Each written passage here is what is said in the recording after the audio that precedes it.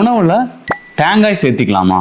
நிறைய டாக்டர்ஸ் எங்கிட்ட அட்வைஸ் பண்ணுறாங்க, இனிமேல் நீங்கள் தேங்காய் சாப்பிடக்கூடாது, நான்வெஜ் எடுத்துக்கூடாது, ஆயில் ஐட்டம் சாப்பிடக்கூடாது அப்படின்னு நிறைய டாக்டர்ஸ் வந்து எங்களுக்கு அட்வைஸ் பண்ணுறாங்க.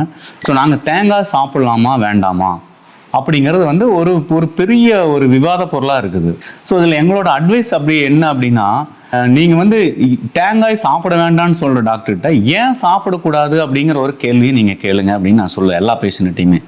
ஸோ எங்கள் பிஜிஎஸ் ஹாஸ்பிட்டலில் எஸ் அ டாக்டராக நாங்கள் வந்து என்ன அட்வைஸ் பண்ணுறோம் அப்படின்னா, தாராளமாக நீங்கள் வந்து தேங்காய் வந்து நீங்கள் சேர்த்திக்கலாம். ஸோ உணவுலேயே ஒரு அமிர்தம்னு சொல்லுவோம், அந்த மாதிரியான ஒரு பொருள் தான் இந்த தேங்காய் அப்படிங்கிறது, கோகனட்.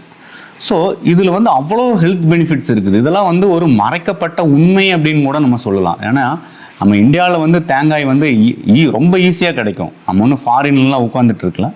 ஸோ இந்தியாவில் எந்த இடத்துல வேணாலும் நீங்கள் வந்து தேங்காய் அப்படிங்கிறது வந்து நம்ம வந்து ஈஸியாக கிடைக்கக்கூடிய ஒரு பொருள். ஸோ இதை வந்து தாராளமாக நீங்கள் வந்து உணவில் சேர்த்திக்கணும்.